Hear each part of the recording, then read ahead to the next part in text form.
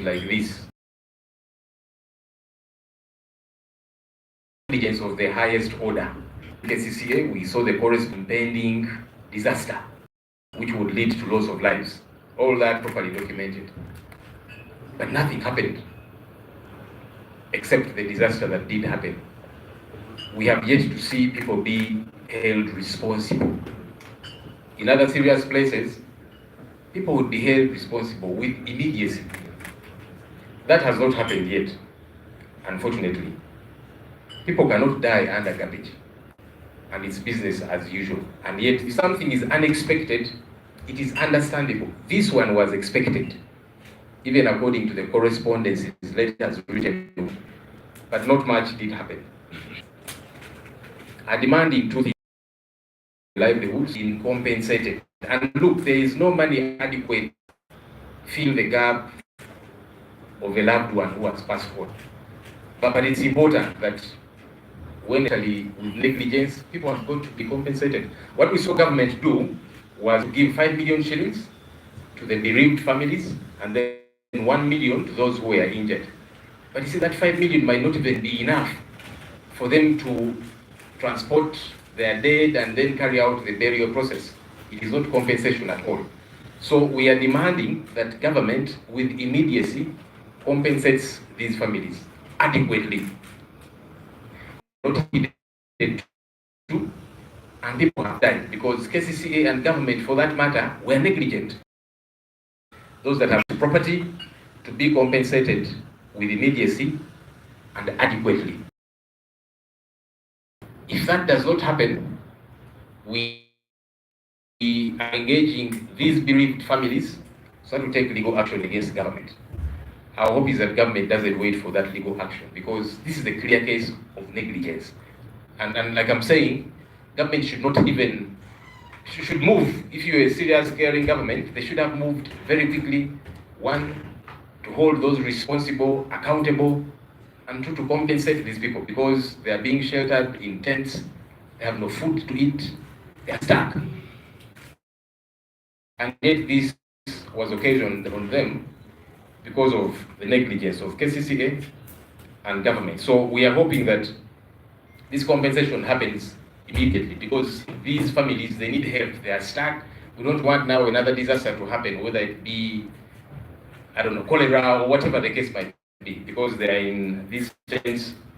I've seen KCCA officials trying to reach out to certain regions.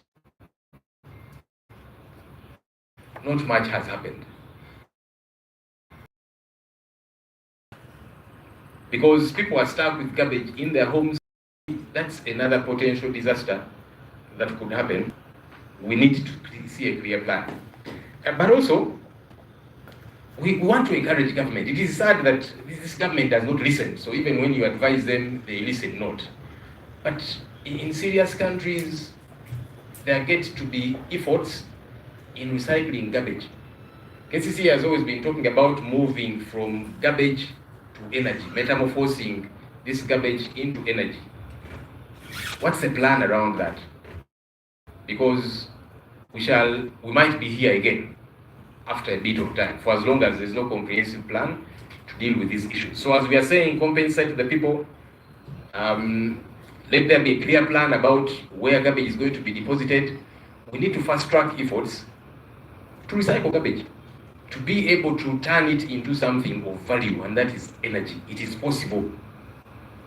We want to see it moving into that direction. The other matter we want to talk about is something we have addressed you on, that's been in the news for a while, and that's the regional sittings. I saw yesterday my picture being used to promote these regional sittings, even after we came out clearly expressing concerns about this. I don't know if it is blackmail or whatever the case might be. Look, we reiterate the fact that we are opposed to these regional sittings.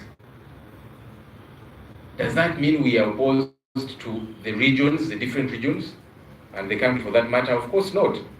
One of the things we have been saying is, if government, if Parliament is serious about addressing the concerns from the different regions, why don't we allocate a week here in our plenary to each region, and we say this week we are now going to be handling matters to do with Western Uganda, next week Northern Uganda, then Eastern, Central, like that. In that particular week, you have all the ministers concerned, members of parliament from those areas raising all these different issues, and then we come out with clear action plans. That's less costly, and yet you would be addressing the concerns of these different regions.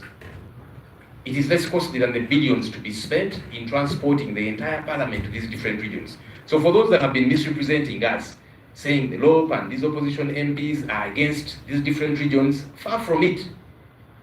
Far from it. In fact, the concerns of many of these places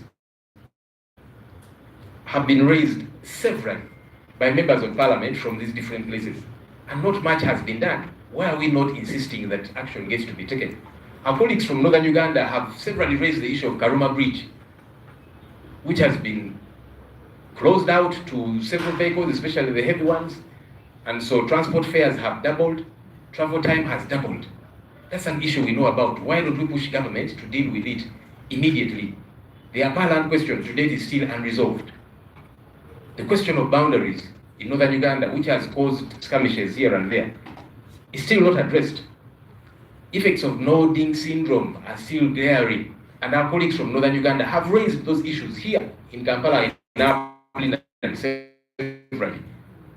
And now you want to lie to them that once Parliament moves to their region, those issues are going to be addressed.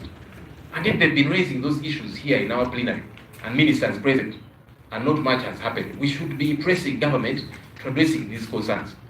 When and so forth. So to spend a lot more money for Parliament to go and sit in these areas, and yet it will still be Parliament, because people are not going to come and attend Parliament and address Parliament, because that's not what happens. Any few that will come will be in the gallery, whichever the gallery will be. So we have seen people who have used this situation to blackmail us and say we are against Northern Uganda. No, the regional cities are not just in the north. They're meant to be in every region. So it's just that the northern region is meant to be the first place. But we are saying let's address the issues of Northern Uganda, because the Northern Uganda has got concerns. Uganda, Eastern, Central have got several concerns. Can we address those concerns? The other, the Speaker calls a meeting of a few commissioners here and there, and then they decide. Because normally when the appropriation under the table, why do you do them under the table? I've written to the Speaker severally about this matter. There's been no response. The only response which I got a few days ago was the Speaker writing to me and requesting me to mobilize opposition MPs to go for the regional city. Well, why do you take us for a ride? That you want to bring us on board only at the tail end. So our views don't matter from the word go. You sit, decide with whoever you decide to spend billions of shillings, and then at the tail end, you're writing to me and saying, please mobilize your members. How? What are you hiding?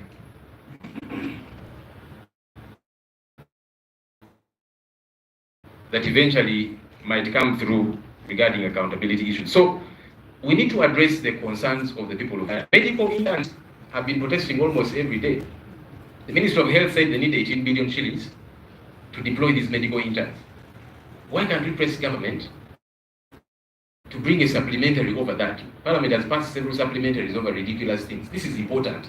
And the medical interns, it is not just for their good that they get to finish their course, but no, they are deployed in hospitals in the different regions of the country. They get to address medical challenges there. And by the way, these regional hospitals and health centers, the bulk of the work is done by medical interns. That's another way of sorting out the concerns, the medical health concerns in the different regions and so on. Let's address the critical issues as opposed to just politicking and saying now people are going to be happy that MPs in that area. But you see, it will not be of any use or relevance if we spend these billions, transport all MPs, ministers, staff of parliament to Gulu to sit there, and then we leave Gulu. But the war claimants who have been claiming for their money for a very long time have not been paid. The Parliament question is not resolved. Karuma continues to be cut off, and for that matter, the entire North is cut off in many respects because of that, the cattle rustling and all of these issues. So let's major on majors and minor on minors. We think that transporting the entire parliament for an entire week and all the billions that are to be spent is a minor. The major should be to address the critical concerns of the people of Northern Uganda, which we know, which the members of parliament from Northern Uganda have been raising on the floor of parliament. That's what we should be dealing with. The other issue that we want to talk about is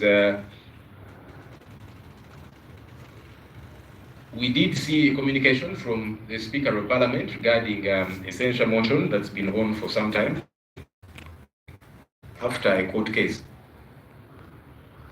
There are some people who went to court quietly on a matter of public interest litigation. We got to know about this court matter when the ruling was out. Normally, public interest litigation doesn't operate this way. It's done clandestinely, and then people only get to hear at the tail end when there's a ruling. We've been looking for the petitioner to no avail, because we wanted to encourage him to appeal.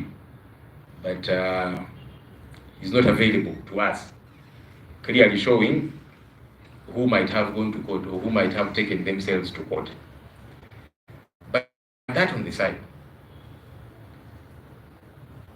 if our colleagues, the commissioners, thought that this court ruling exonerated them, incidentally it does not. I'm hoping they had time to read the entire, about 23-page judgment.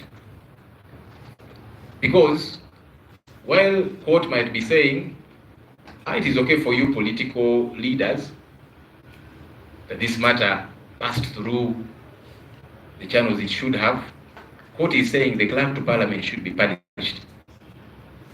We are saying, why then would you be punishing the clerk to parliament if all was well with these service award issues? Because what did the clerk do? The clerk attended this meeting. The clerk attends commission meetings as secretary to the commission and takes note of decisions taken by the commission, and his role is to implement. He does not take decisions on behalf of the commission. The commission takes decisions and then tells the clerk, go and implement. So now you want to punish the one who implemented. How does that make sense? The clerk did not participate in this decision. The clerk did not even benefit from this service award. But you're saying those that came up with the idea, passed it, and got the money, it is okay. But the clerk to parliament, whose role was to implement, we are absolving you, but the clerk should be punished. The clerk is being punished for the money that you need to give yourselves and that you eventually.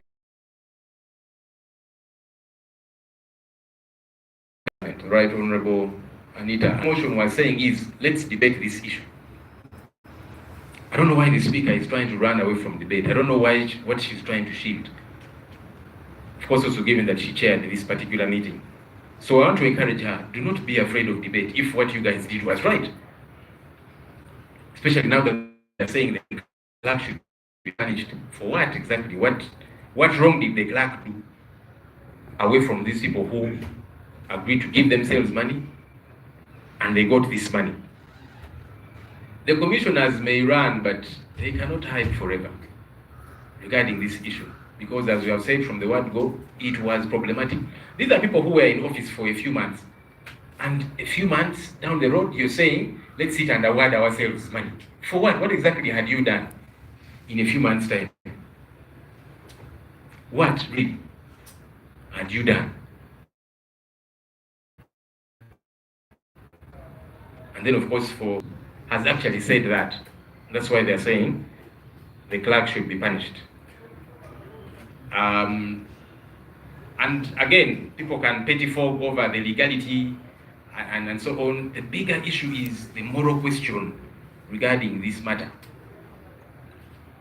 It was the speaker tried to shield these people because there's many things that happen in that commission that are problematic under the speaker's watch. No wonder they don't invite some of us to these commission meetings, because they know we shall challenge these things, we shall say no. But they sit there and then say, now, Speaker, for example, gave her radio station, Mama Bukedia FM, a contract worth 3.1 billion shillings to do parliament work. But how far does Mama Bukedia FM go? Why was that contract not openly bidded for? Because you have many media houses here which reach far and beyond the entire Uganda, but they sit quietly and they do these things. They sit quietly and then decide to buy razor fence and solar lights for the Speaker's private home in Bukedia. Can you imagine this nonsense? And committees are struggling, but they keep sitting in these commission meetings quietly, and they pass these very ridiculous things. We did tell you about the over 10.6 billion shillings, which was being put on accounts of staff members of Parliament. Then they would withdraw and take it to the Speaker. No wonder she's putting up all these different things, I don't know, stadium, hospital, and so on, clearly feeding into what she said when she was in Luengo, that it is okay to steal taxpayers' money as long as you share it with the voters. But these things are not public goods. So we are keeping our eye on the Speaker and the Commission. We want them to do the right thing. When we insist on these things, some people think money, when she violates the law as she keeps doing. No.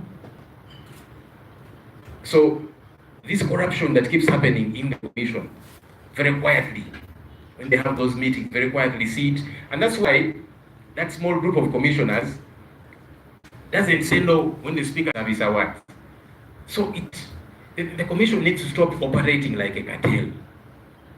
And that's the concern of members of Parliament, those that have signed the motion, and the general public. So when we say these things, it's not just because we are opposition. Because even NRM MPs, in fact, majority of those that signed are NRM MPs, it is of concern. And we will not keep quiet about these issues. Finally, I'd like to address you on diplomatic issues of our country. One Henry Mayiga, Uganda's Deputy Ambassador to UAE and Consular General at Uganda's consulate in Dubai, called over the gambling machines scandal. That our consulate in Dubai turned into a casino. You can imagine. During the day, it is a consulate. At night, it is a gambling center. Just think about this thing. And then one Joy Ruth Acheng, Uganda's ambassador to Canada, has also been expelled by Canada, which declared her persona non grata for uncouth behavior. The challenge we have in this country is that people are not appointed based on meritocracy. Because we should be having ambassadors who are career diplomats, who know what to do. But many times, political failures. Somebody runs for political office, they fail, then they're appointed ambassador. So they go to extend their politics. And this incompetence in some of these countries. But you see, some countries are serious. Canada is a serious country. Said, you're not here to do politics, because she was on the street, all dressed up like I don't know what. On the street, she hired some, people seeking asylum, Kenyans, Ethiopians, and so on, gave them some dollars, dressed them in yellow, and then the ambassador is on the streets in Canada protesting and saying, you see, Museveni's regime is doing a good job. An ambassador, I don't even know if they are oriented through these roles. We are glad that Canada took the decision that it took, because this incompetence, while it can thrive here in Uganda, in some countries it is unacceptable. And we are encouraging other countries out there, where you see these incompetent ambassadors, send them back home, because they misrepresent all of us. Oh yes, they do, because they are representing the image of Uganda. But they're out there, many of them being jokers, involving themselves in unscrupulous things. So we are glad that these steps have been taken. Our hope is that there can be a thorough review of all the ambassadors we have in this country, because majority of the ambassadors that we have sent as a country to different countries are political failures. And I'm not saying that in bad light, because somebody can fail politically. You run for office, fail. Does that mean then plan B is for you to become an ambassador? Why don't we nurture? Do we not have career diplomats that can represent us well? These people that have failed in politics, okay, you can appoint them RDC, assistant RDC, so that confusion remains around here. But now when you export that confusion elsewhere, all of us, because we are all Ugandans and this country belongs to us. So our hope is that there can be a thorough review of all the ambassadors, and that's what we are tasking government to do. So that those that don't know what to do, bring them back home, give them RDC positions, presidential advisors, and so on. Let that confusion remain here, so that we do not export confusion and incompetence. It can be here for local content, but let's not export it out there.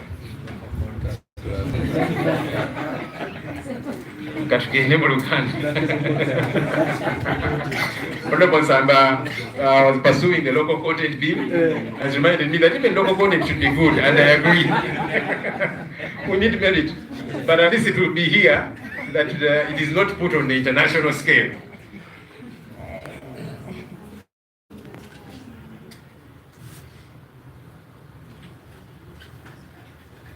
All right.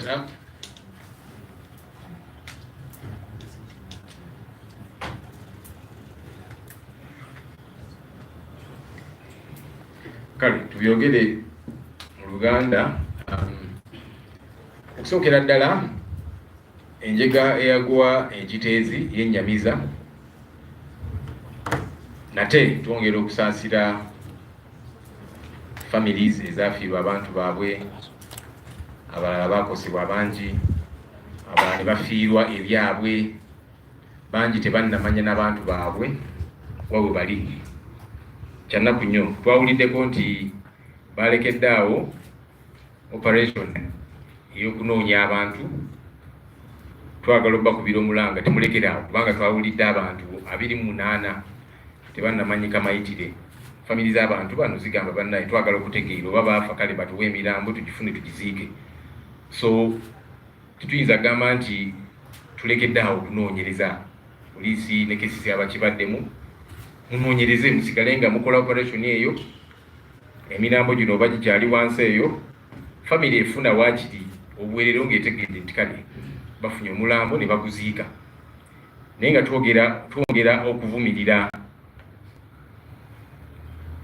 olusaagiriro oluli mu mirimu gya gavumenti, kiyite incompetence, negligence, obulagajjavu obw'ekika ekyawaggulu. Kubanga ekyagwa ekiteezi si kigwa kitalaze. Manyi tulina ebintu bingi ebibeerawo nga kigwa kitalaze. Kino ekyekiteezi munnange kyalaga, amabaluwa gaandikibwa twagalabye nga waliwo zi warning nti naye bannange wano tubeewo kye tukola, kubanga ebisasiro bino bigenda kugwira abantu. Ne wayitawo weeks eziwera tewali kyakolebwa. So katoyinza kugamba abantu nti kino kigwa kitalaze, kubanga kyalaga, bakitegeerako, tebalina kye baakola. Kati buno bwe bulagajjavu. In fact ffe twalisuubidde nti abamu baali badde baagobwa ne ku mirimu gyabwe oba n'okulegulira ku lw'obulagajjavu buno, kubanga mu mwaka 2024 ng'abantu bagwirwa ebisaaniiko ne bigwira abantu ne bibatta ebisaaniiko kasasiro. In this day and age kikyamu tekikkirizibwa. Gavumenti twakitegeerako nti yawaabo abaafiirwa abantu baabwe $5,500,000, abo abaafuna obuvune ne bawa $1,000,000. $1,500,000 teziyamba n'abantu kutegeka kuziika muntu waabwe. Ate mpulidde nti bonna tebannazifuna, bansuubiza busuubiza. Kati ffe kitugamba nti gavumenti ekole bunnambiro okukompensatinga abantu bano okubaliyirira. Of course tewali sente ze bayinza kuwa ezinaakomyawo omuntu wo afudde, naye ekyo kiba kugamba nti kutusinze nga gavumenti olw'obulagajjavu, negligence eyo, abantu bano bakompensatingibwe nga bwe kirina okubeera, ekimalira ddala obulungi. So sigamba nti $1,500,000 genda ozika omuntu wo, $1,000,000 genda wejjanjabe, nedda. oyo si compensation gwe tugamba. Era kino bwe kitaakolebwa tuli mu kwogeragana na families zino abafiirwako abantu baabwe, era nga tugenda bayambako okuteeka omusango mu kkooti olw'obulagajjavu buno, kubanga abantu baabwe baafa olw'obulagajjavu bwa KCCA ne gavumenti. Bakitegeerako nti ebisaaniko bino binaatera okuyiikira abantu, tebalina kye bakolawo. So bw'ataabeerewo compensation kuliyirira abantu baffe bano okumala, tugenda bayambako okuteeka omusango mu kkooti, kuba gavumenti oluusi yeetaaga giteekawo kazito. In fact teyalirinze nakola ekyo, kubanga oli gavumenti naddala ng'ofaayo eri abantu. Baali badde abamu nga ba officials abamu baagobebwa dda, era gavumenti nga yamuvinze dda okuliyirira abantu bano, naye kati bali awo mu zitenti, tebalina mmere, embeera balimu mbi, naye ate nga gavumenti yalagajjira ensonga zino ekyaliwo terina kyekolawo. So katusobire banaamuvinga Bunnambiro. Awatali ekyo tugenda kuyamba abantu bano bateeke omusango mu kkooti ogw'obulagajjavu, negligence, ku nsonga eno. N'ekirala kitugamba twagala KCCA ne gavumenti bategeeze eggwanga pulaani eryetya ey'akasasiro going forward, kubanga bagezaako enkumba ne bagenda ne babowa ennaku bazaalinnya, ne bagezaako ekira wa buli wabagenda nabo bagamba waali akafo kaffe katono tetujja kusobola kasasiro oyo yenna. Ate nawulidde abamu abanyiiga nti naye lwaki temutukkiriza? Well, nabo oba understanding bwagamba nti kaakati akafo kaffe katono, bwe tunaagamba nti lubeerera musigale nga muyiwa wano kasasiro, nabo kijja bazitoowerera. Kaakati twagala okutegeera okuva eri KCCA ne gavumenti pulaani eri ki? Waliwo eka 136 ezaagulibwa emukono eyo ddungu. Ettaka eryo ki ekyalituukako? Kuba tuwulira liriko n'empala naki, ki ekyatuukawo? Kubanga obuwumbi obuwerera ddala bwakozesebwa okugula ettaka eryo. Kiki update ku nsonga eyo? Kubanga tugenda sigala nga buli kanaku onoonya wono, buli kanaku tekiri comprehensive kwa kasasiro wa Kampala muyitirivu. Gavumenti twalirowoozeza nti yalibadde serious nnyo ku nsonga ez'okuprocesinga kasasiro ono, okumuggyamu amasannyalaze, ebigimusa n'ebirala. Tekinologiya oyo waali, lwaki gavumenti tetadde essira ku nsonga ezo? Lwaki? Kubanga really mu mwaka guno gwe tulimu tekinologiya kati ebintu bingi ebiriwo. Abantu mu mawanga gamu tebakyabonaabona ne kasasiro, bamufuna ne bamurecyclinga ne bamuprocesinga ne muvaamu kino ne muvaamu kiri ne muvaamu kiri. Gavumenti pulaani yammwe eri ki? KCCA ne gavumenti twagala ogitegeere, eggwanga litegeere, tumanye, kubanga bwe tulina okugenda. Otherwise tojja sigala nga onoonya nti kaakati eddundu, kubanga n'eddundu n'ekiseera kijja tuuka nawe wajjule ng'okola otya, ng'onoonya awalala. Tunaasigala bwe tutyo, ate nga kasasiro ono tuyinza omuggyamu omugaso oguyinza okuyamba eggwanga lyaffe.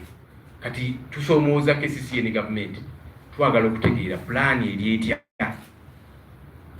ku nsonga ezo. Ensonga endala gye twagala okwogerako ya ntuula za Parliament ezigenda okubeera mu bitundu by'eggwanga eby'enjawulo, regional sittings. Nalabye Parliament ekozesa ekifaananyi kyange okugezaako okuzipromotinga, ate nga bamanyi positioni yaffe ku nsonga eno, naye ng'obaolyawo bagezaako okunsika eriyo. Ako munaye kafu. Twagamba nti entuula zino ez'omu bitundu eby'enjawulo si nnungi. Ku lwaki? Kino kye bawuddiisa abantu nti kakati Parliament bw'enejja mu kitundu kyammwe ensonga zammwe zigenda kutereera, kikyamu, si kituufu. Kubanga ensonga z'ebitundu bino eby'enjawulo zimanyikiddwa. Abaka okuva mu bitundu ebyo eby'enjawulo, okuva mu mambuka, bazze boogera ku nsonga zino ezibaluma. Karuma Bridge yasalibwako. Kakati abantu abagenda mu Northern Uganda oba okuvaayo balina kwetoola, transport bakozesa mungi, ebiseera ne bakozesa biyitirivu. Kwegamba Northern Uganda eringa eyasalibwako. Tuze nga tuzoogerako wano ng'abakiise babo bazoogerako ensonga ezo. Bazze boogera ku cattle rustling, okubba ente zaabwe, ensonga za boundaries, boogera ku ttaka lya apa abalaalo abantu beekaluma abamu tebabaliyirira ensonga ezo zikyaliwo wo claimants abantu abafiirwa ebyabwe mu lutalo gavumenti nga yali erina okubaliyirira ne kakati ensonga ezo tuze tuzoogerako tebannazikolako ensonga eza nodding syndrome nakati abantu beyo bakyabonaabona ate nga ababaka baabwe bazze boogera ku nsonga zino nga tuziteesaako mu Parliament kakati tezikoleddwako munalowooza nti Parliament yonna yonna bweneesitulibwa neetwalibwa mu Northern Uganda weneeviirayo ng'ensonga ezo zikoleddwako kubanga bwe tuba tuli serious ga Parliament ku nsonga zino tuzimanyi tusoomooze tusindiikirize gavumenti okukola ku nsonga zino eziruma abantu bano kyetulina okukola mu kifo kyoga Parliament yonna tugisitule tusaasanye buwumbi na buwumbi just okugenda ako so sikubawuddisa nti kakati abo Ssenyonyi abataagala Parliament gyetuule eno tebaagala bizibu byammwe kukolebwako ebizibu byabwe tubyogerako wano mu Parliament yaffe e Kampala lwaki tebikolebwako kanolowooza nti Parliament yonna wonoogisitula nosaasanya buwumbi na buwumbi negendayo eyo wenaaviirayo nga Kalume eteredde ababanja ssente zaabwe nga bazifunye ensonga za nodding syndrome apalandi n'ebirala byonna nga bikoleddwako kubanga tubimanyi tulina kusindiikiriza gavumenti kukola ku nsonga zino so sikuwuddisa abantu nti kakati Parliament bwenejja netuula eno ensonga zammwe zinaakolebwako nedda ate n'ekirala obuzibu bwe nti entuula zino engeri ekiteeso gye kyavaayo babikola byonna mu nkukutu sipiika ng'ayita bakomishona abamu ne batuulaawo ne basalawo tugenda saasaanya obuwumbi n'obuwumbi nabina ebyo tabyogedde bajje kudiiru ki bannange nga mwali mwagala tubyetabe lwaki twatu evolving okuviira ddala mu ntandikwa ne mumaze okuyisaayisa ebintu ebyo sente obuwumbi n'obuwumbi bugenda okusasaanyibwa kakati mwagala tugitubeegatteko wano ku lasiti nedda ate n'ekirala ffe tugamba nti sipiika bw'abanga afaayo nnyo ku bitundu by'eggwanga bino ebyenjawulo kale waayo wiiki emu buli kitundu wano mu Parliament tuteese ku nsonga ezo kakati wiiki eno tugenda kuteesa ku nsonga za Western Uganda wiiki eddako tugenda kuteesa ku nsonga za Northern Uganda baminisita bekikwata bonna babeerewo tubabuulire ekyokukola batuwe updates ababaka okuva mu bitundu ebyo ebyenjawulo batubuulire ki ekigenda mu maaso kubanga babeera mu bitundu ebyo bagendayo buli weekend bamanye ensonga ezibaluma n'eziruma abantu baabwe tukikole wano awo tukikola nga ssente empitirivu tezisaasaanyiddwa mu ngeri etategeerekeka ebyenkukutu byebagezaako okukola obanga ofaayo nnyo ku nsonga z'abantu bano muze mulaba abayizi abakamala emisomo gyabwe abasawo medical interns nga beekalakaasa buli kanaku banaye mutu deploying Ministry of Health yagamba twetaaga billion 18 backlog yonna abo okuba deployinga Parliament bwebefaayo nnyo ku bitundu by'eggwanga ebyenjawulo lwaki tetusoomooza gavumenti leeta supplementary budget abasawo bano bagende mu bitundu by'eggwanga ebyenjawulo kubanga ebitundu bino ekimu ku ebyo kye byetaaga be basawo amalwaliro ga gavumenti agasinga mu bitundu by'eggwanga ebyenjawulo teri basawo ate nga bano ba medical interns be bakola omulimu ogusinga nga bali mu bitundu ebyo lwaki ekyo tekikolebwa kubanga bw'okola ekyo regions zino boozifuddeko nnyo kubanga ba medical interns tebadeployingibwa wano Kampala wokka badeployingibwa mu Northern Uganda Western Eastern Central yonna lwaki tetukikola tulage nti tufaayo nnyo ku bitundu by'eggwanga ebyenjawulo so ffe tukyagamba nti ensonga eno titugenda gyetaba musinti abantu b'ebitundu by'eggwanga ebyenjawulo tetubaagala nedda naye tugamba nti baleme kubawuddiisa nti Parliament bwene saasaanya obuwumbi n'obuwumbi okujja n'etuula eyo weneeviirayo ng'ebizibu byammwe bigonjooleddwa nedda ebizibu ebyo tubimanyi bikolebweko kuba tuze tubiteesaako wano e Kampala nga tuyiza n'obiddingana nga ssente empitirivu tezisaasaanyiddwa ensonga endala gye twagala okwogerako ensonga y'abannaffe ba commissioners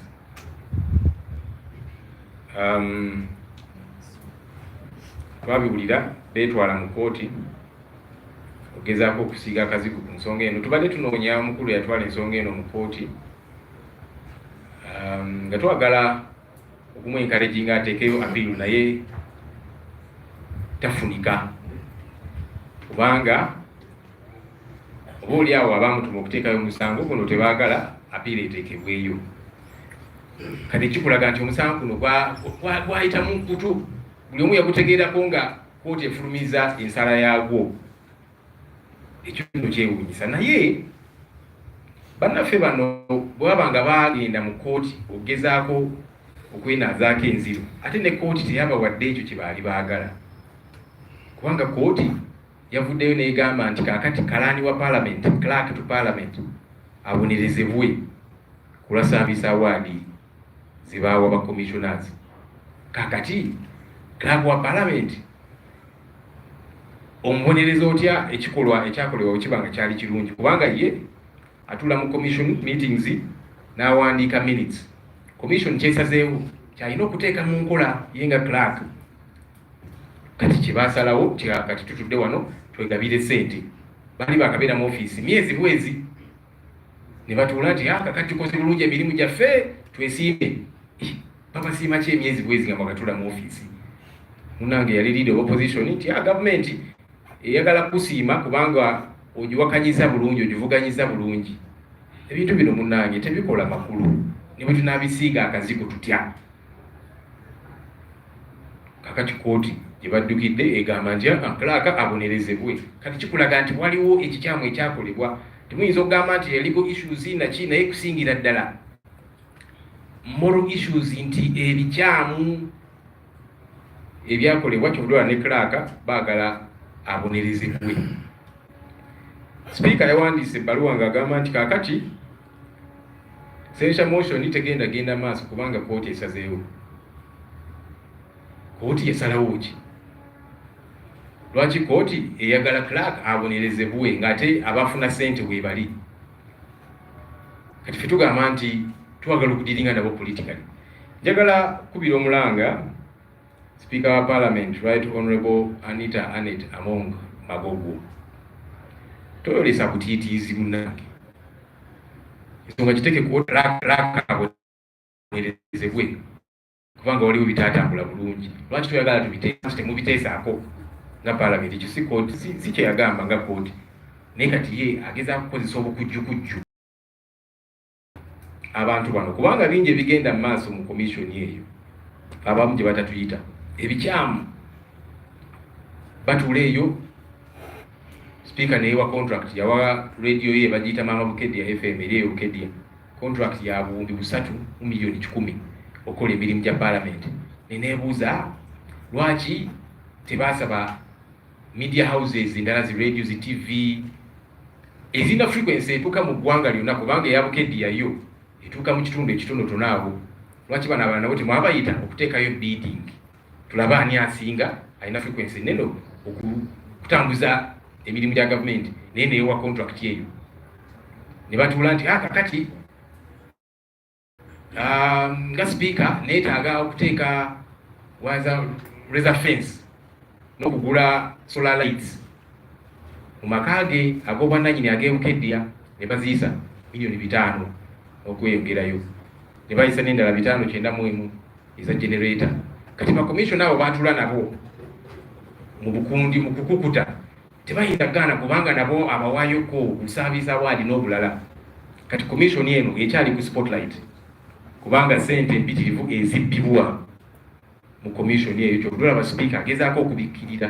Ffe tetugenda kusirika ku nsonga z'obubbi, ensonga za corruption ezigenda maaso mu komishoni eno. N'ekirala mwalaba buwumbi bwali 10 mu milioni 600 zaateekebwa ku accounts z'abakozi ba gavumenti, ne bazijjayo ne baziwa speaker. N'azikozesa ki? Tuwulira ebintu bingi byakoze eyo. Ewuwe azimbye eddwaliro, azimbye essomero, kisaawe naki.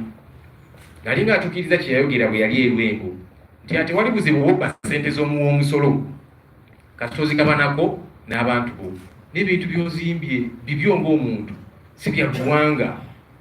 So awo tugenda kulemerawo paka abalowooza nti tujja ekigere ku accelerator, tukyalemerako paka. Finally, ensonga y'aba ambassadors, twalaba Henry Mayiga, deputy ambassador wa Uganda UAE era Consular General in Dubai yayitiddwa okuvaayo kubanga mwabiwulira nti embassy yaffe eyo consulate emisana ebeera eweerezanga embassy ekiro nga bali eyo muzaala tadde gambling machine. You can imagine embassy yakati yafuuka center ya zaala gambling. Omulala ambassador wa Uganda Joy Ruth Acheng owe Canada oyo yagobeddwa lwakweyisanga ekitagasa, uncouth behavior. Yambaza obugoye nafunaawo ba refugees aba Ethiopia aba Kenya nabo obusente tugende twekalakase ku streets za Canada nga tugamba Mwami Museveni akoze bulungi nnyo ambassador. Kati Canada yo ngeri gyeri serious negamba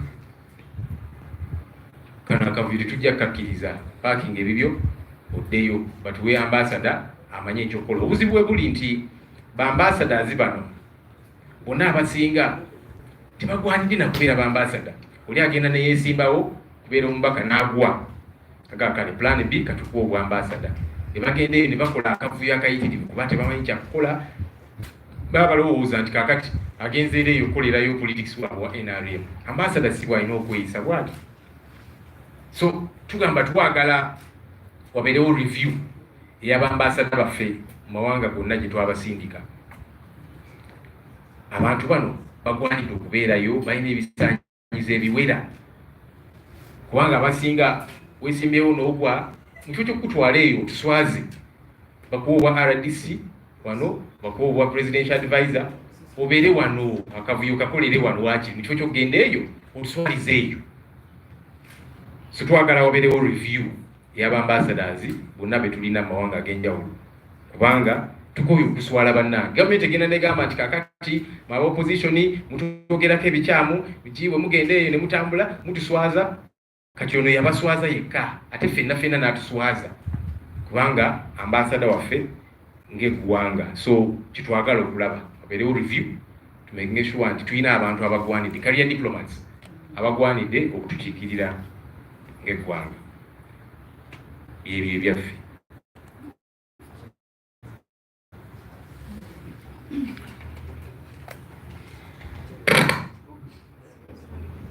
Thank you, Lord. I think let's have questions. First in English.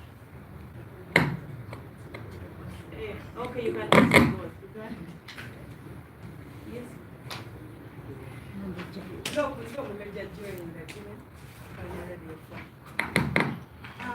No, tulina ekitongole ebimanyikiddwa gavumenti byateekawo okulwanyisa obuli bw'enguzi. Tulina IGG, tulina ne kooti okulwanyisa okulwanyisa enguzi.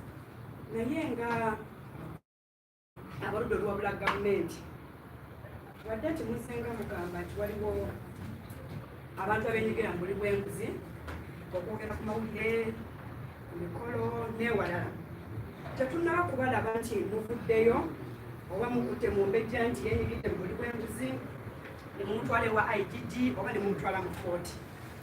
Mulowooza nti bwetunaakoma oba oliawo mu kwogera obwogezi n'okulabisa kinayambako okulwanyisa buli bw'enguzi nga kyemu kozeseza bitongole ebirina obukugu oba oliawo okulwanyisa buli bw'enguzi?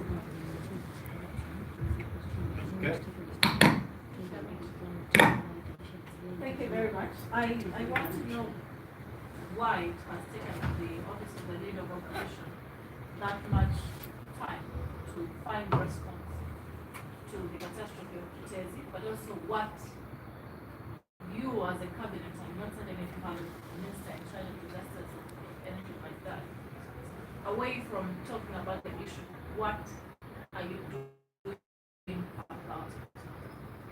Away from talking to us in the media, do the people in Kitezi know that you are concerned? Thank you.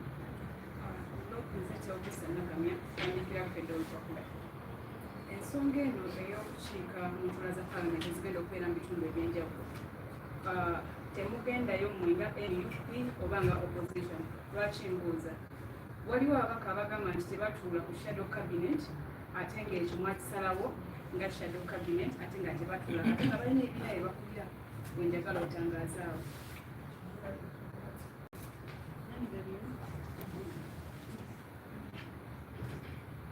So,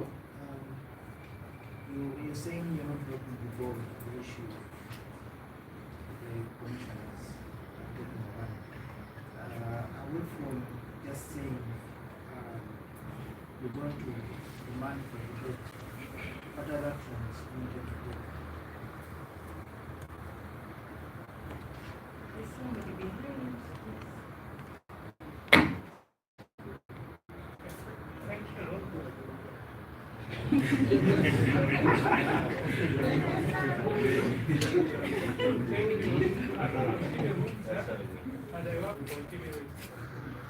Since you became a law, they have never had you this thing, district and zone, counted,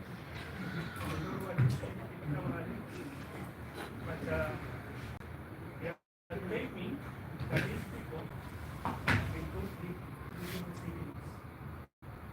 So how did you determine to know that they don't need them because they have never been?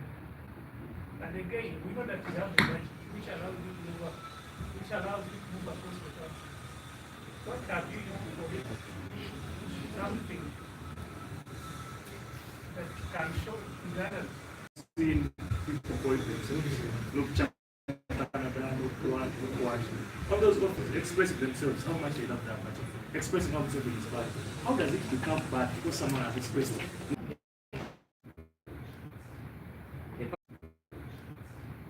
The public out there thinks you are a crime law.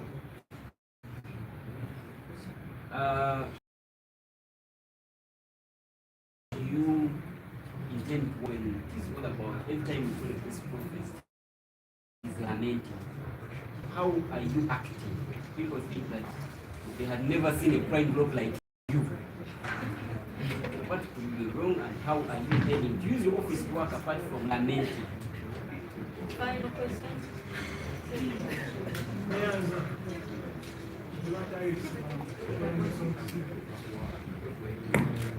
Last week you are around the prayer vow. You want to go out of the mountain suka. Kasuku ginya musana zibira kudu. Mkulani. Kule kongukwa. Yagama ni. Prayer vow kulemeze. Temukyalina agenda zako bufuzi bwange n'ekirala kimutambula butambuzi mu buli issu n'ekirala kiki kyoyinza oyogerako ekyo kubanga tulaba n'olaba nti bw'obeera toliwo mu ofiisi ebeera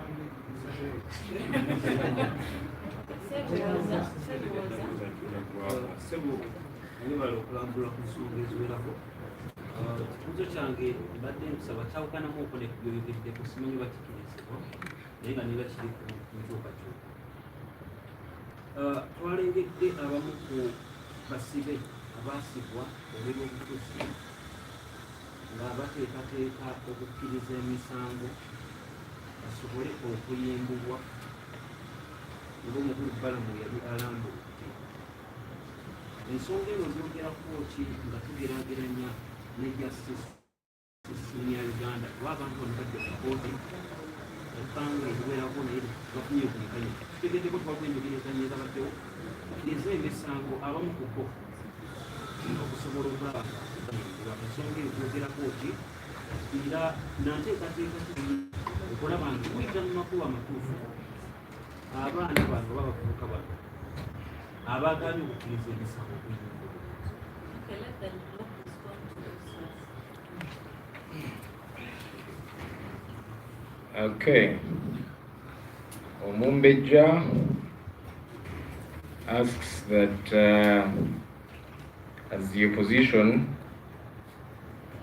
engaged these anti-corruption agencies, it's actually a few weeks ago when I did call you people here, and I even shared with you the correspondences when I wrote to the IGG, DPP, Auditor General, asking them to investigate the corruption in Parliament.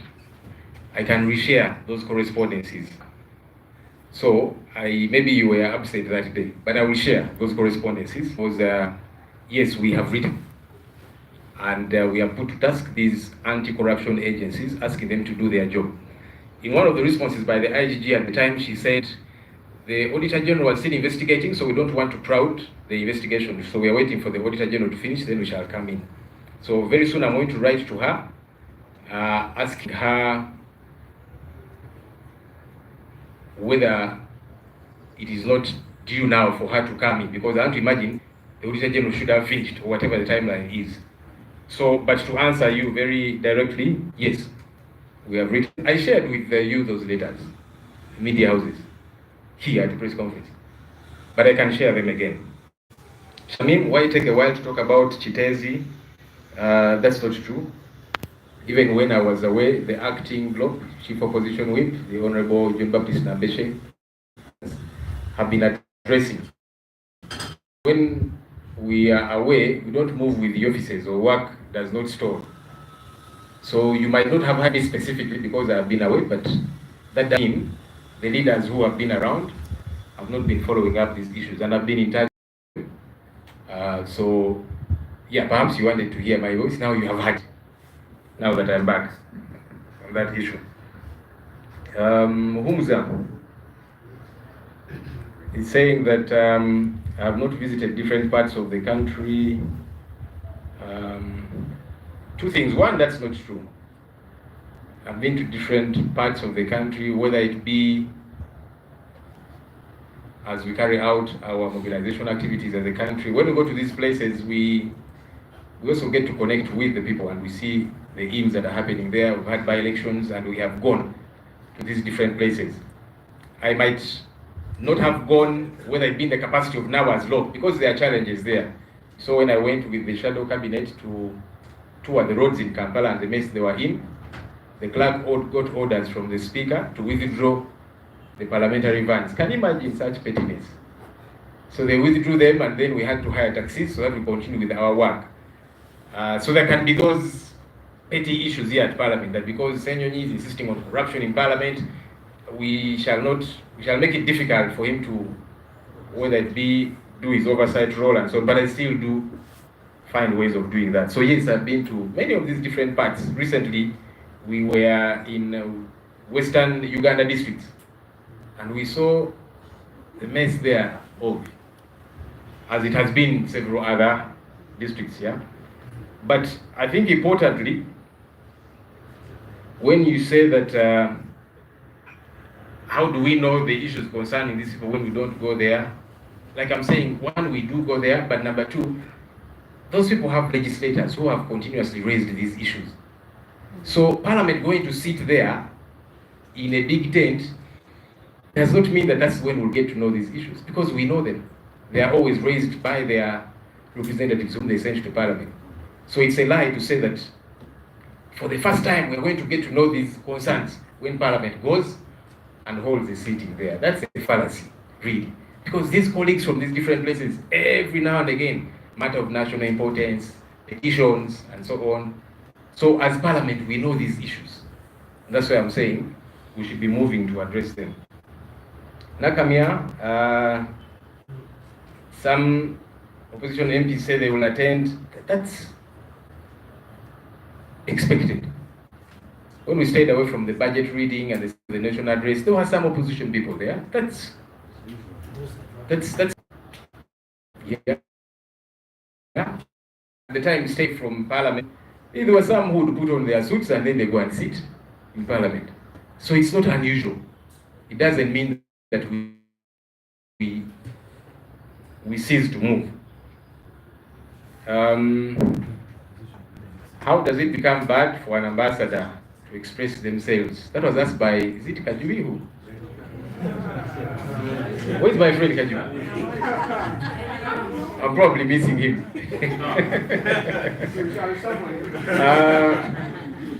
You see, with every office there comes responsibilities.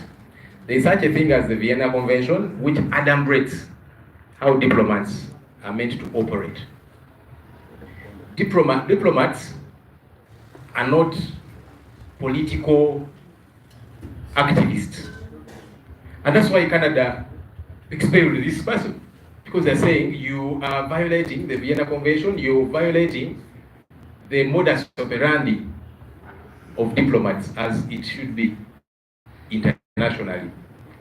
Same thing with here, let's not even go so far. I mean, we see government employees who operate as political activists, which is wrong. RDCs, for example, and several others who end up doing political work, which is wrong. Government should be taking action upon them, but it does not. Now, that doesn't mean that because our government, whether it be sheer incompetence or because they benefit out of it, that they will not take action. Other governments are serious. So when you are a diplomat, you're expected to behave like a diplomat. When you don't, they'll expel you. So it's as clear as that, because these ambassadors don't go there to mobilize for the party called NRA. They are there representing the country called Uganda. And that's why when you are in any of those countries, regardless of your hospital, now these loans, yes, that's my duty, to keep the government in check. When we say stop the brutality, one service delivery, stop the corruption, some people might see it as lamenting, but that's our duty, keeping the government in check. And we'll not stop doing that. We'll do that severally. We release alternative budgets, ministerial policy statements, minority reports, and so on. Yes, we are putting the spotlight on the issue, and then we even provide a remedy. So we're not going to stop doing that. I know that government uses that to try and blackmail us, so that we keep quiet. You're just lamenting. We are carrying out our cardinal duty, which is, and we are not going to stop keeping the government in check. We'll do everything within our powers to keep the government in check. They don't like it, by the way. That's why they say, you Ssenyonyi, you're always lamenting, you're always, crying. Because they know that the issues we are raising. Somebody did say, and by the way, now that we are in opposition, our role is to keep the government in check. We are saying, when we get to power, we shall just be arresting the thieves. We shall not be struggling around, censure motion, now court, now this, now press conference. We shall just arrest and lock up the thieves. Because then we shall have the powers to do that. Now, Mpuga is not operational. No, we are not. Well, Ssenyonyi. And so, we have different yardsticks. When I came into this office, that's now when you began to know about the corruption in the Parliamentary Commission, which has been happening in the past years, because that's what they would sit and engage in all of this corruption. Now you know, because I'm speaking about these issues, and I'll not stop to speak about them. So if somebody is complaining and saying, but now you're not different, you're more radical, why don't you keep quiet about certain things? I am not him. I am Joel Ssenyonyi. I don't entertain corruption, so I will speak about it. I'll condemn it. So the corruption that's happening in the Parliamentary Commission, which you never knew about, now you do, because we are here. And we'll keep letting it out. Sometimes we do it directly, other times, say, okay. They might say, but Joel seems to have a personal issue. Then I'll give the information, but you put it out there. And you have been seeing information out there from different people, because we shall avail this information. That's why I'm in this office. I'm not in this office to massage anyone.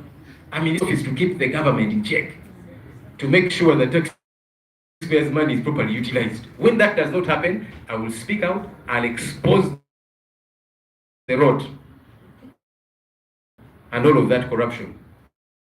No wonder they don't know what's happening the right way. Why don't they, while they would be sitting in these meetings cutting deals? That's what. Have you heard them disputing it? That information that you see wherever. It may not all have come from me. She gave her radio station when we talked about the service award of commission, which happened in May 2022.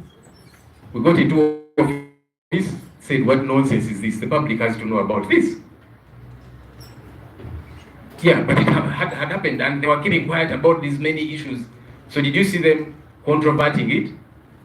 They're only saying, but we deserve to be given a service award. They're not saying it is false. And all of these different things that you see out there, they're not disputing them because they are factual. And we shall keep exposing this corruption. Telling us about being approached operatives in jail. Accept that you committed this offense, then you shall be released. They've told us these things because they keep being approached. And you see, that's a problem when you have regimes such as that. Why are you pushing people to accept? Why don't you avail that evidence? Because you're saying they committed an offense. Adduce the evidence in court. But because they don't have that evidence, and they just want to mud-sling us and these people, they'll say, you accept that you did this, and then we forgive you. Because if they had evidence 4 years down the road, you should have availed that evidence in court. But it's not there. And they'll keep pressing these people against the wall, and yes, some might capitulate because they are human. All right? There are some that have said, no, we will not accept because we have not committed any offense. But there are others who might capitulate. They are human, and they'll say, you know what, been here all this while, these guys have tortured me, and sometimes they'll hoodwink them. Say, you accept, then we'll let you go. You accept, and then they say, okay, now that you have pleaded guilty, you're going to serve 10 years, or whatever the case might be. We are following up all of these matters, but we are telling the state, look, if you have evidence, produce it. Why do you blackmail people into accepting? Finally, Juma Kiria asked, what more shall we do about corruption? We are glad that we have engaged in all of these efforts to expose this corruption. That's the number one thing. Now Ugandans know about the corruption that's happening in Parliament and elsewhere. That's our important role, keeping the government in check and keeping the public abreast about what's going on. It's very important. Like I said, I wish I had powers. Many of these people would be rotting in jail. Not the political prisoners whom they are locking up. Those are not the ones meant to be in jail. It is these thieves who are meant to be in jail. But what you should be sure of is that we are going to dig deeper. We are going to expose a lot more. In the coming days, you're going to see many other revelations. Yeah, you'll see them out there, as you have been seeing. So we'll keep doing that. We'll keep exposing this rot, this theft, this staggering. That's our duty. And no one is going to intimidate me about that. And yes, I've got some people who tell me, but Joel, now you are knowing this person too much and they're not going to harm you. We'll do our job. And so you'll keep seeing a lot more of these things, yeah? Now I'll put you on notice.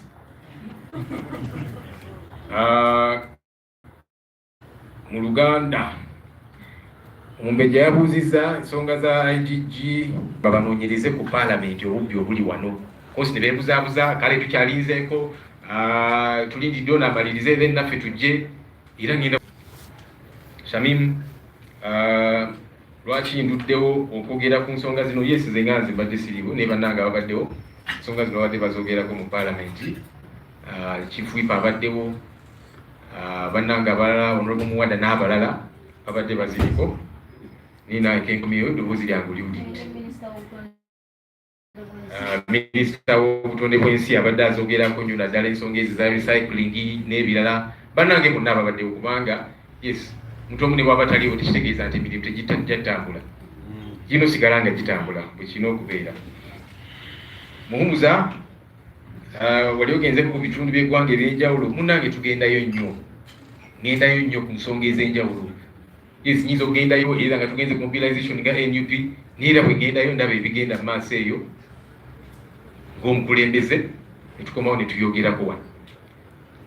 Yes, oluusi bayinza okunnemesa okukikola nga leader of opposition. Juzi twagenda ne Kampala, downtown ku nguudo embi ku Kampala, katuzirambula. Speaker n'akubira Clark. Motoka za Parliament ezo batambulidde mu vans n'owuddisa abantu nti Parliament yonna yonna tulina ogisitula egendeyo as if waliwo ekyenjawulo okuggyako okusaasaanya obuwumbi n'obuwumbi buno. Nakamya opposition abamu bayinza okubeerayo, yes, bulijjo kibeerawo. Twagamba tujja genda mu State of the Nation Address ne budget, mwabalaba abamu baliyo. Bwe twali tufulumye Parliament mwaka guwedde lw'abantu abatulugunyizibwa ababuzibwawo naki mwalaba abamu ne bambala amaso ne bagenda ne batuula opposition. So tekyewunyisa nnyo, abamu bajja kubeerayo, tekyewunyisa nnyo kiryawo. Kibeera kiri ambasada okulaga sayidi ye gy'awadda.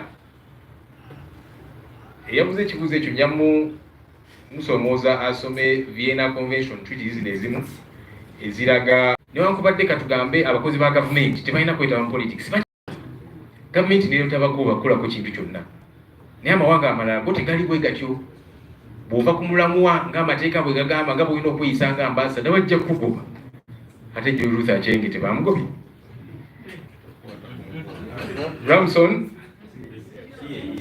Joy Ruth Aceng. Joy Ruth Aceng yerinnya lingambye, not Jane Ruth Aceng. Banjawulo. Jane Ruth Aceng is the Minister for Health.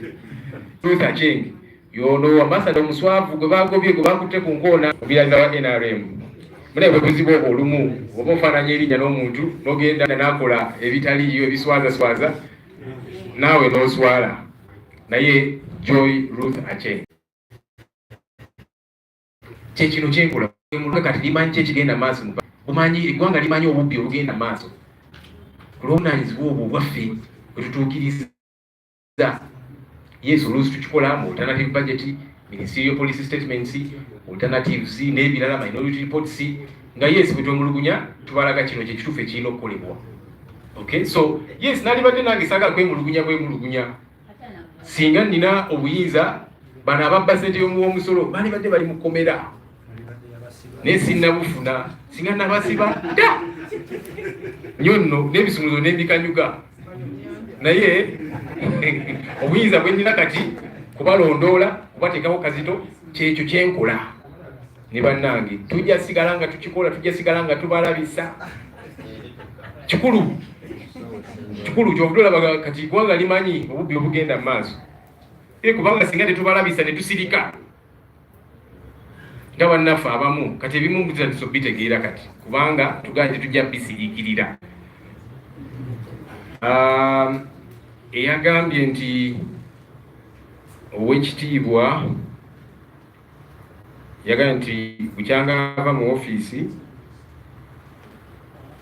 emirimu tegitambula.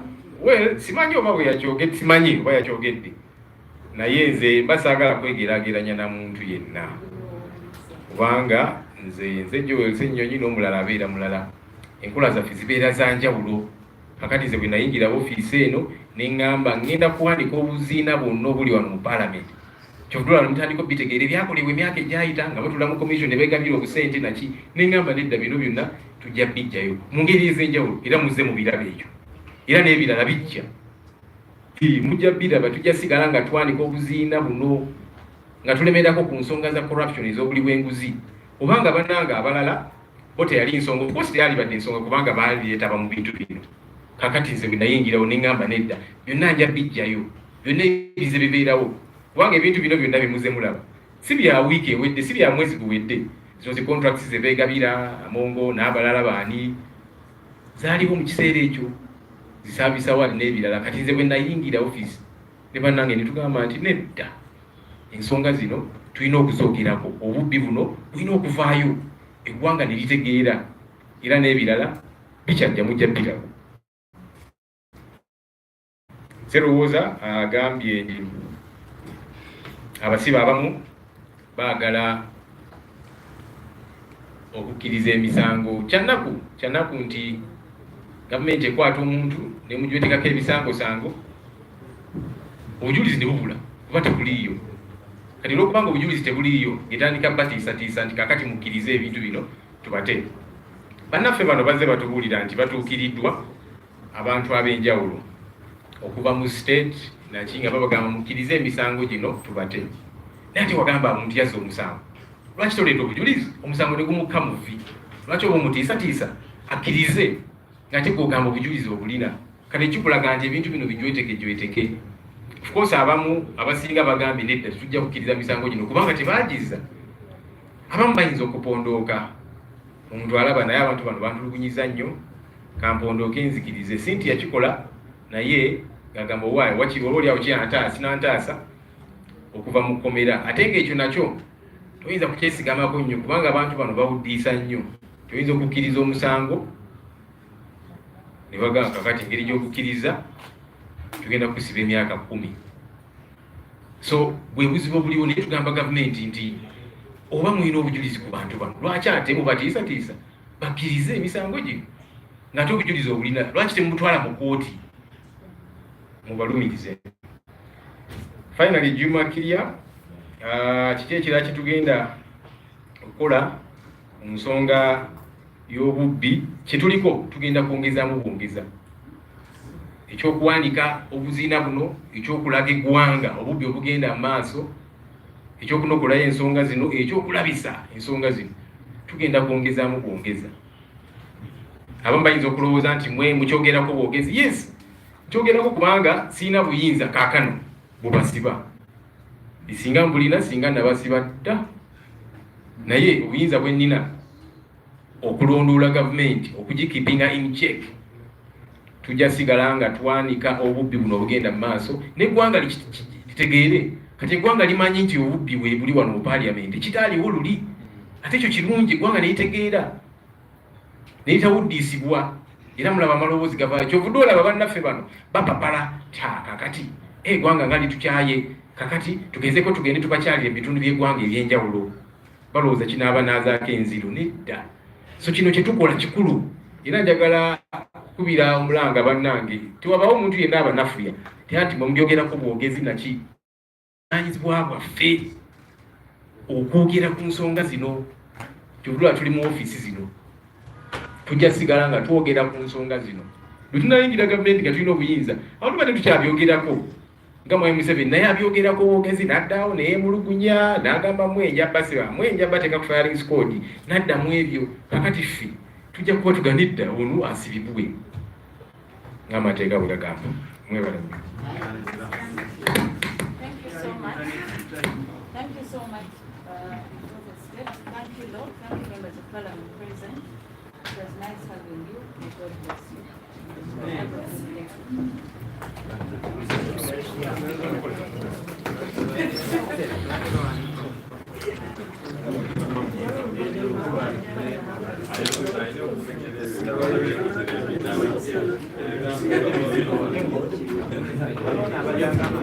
you.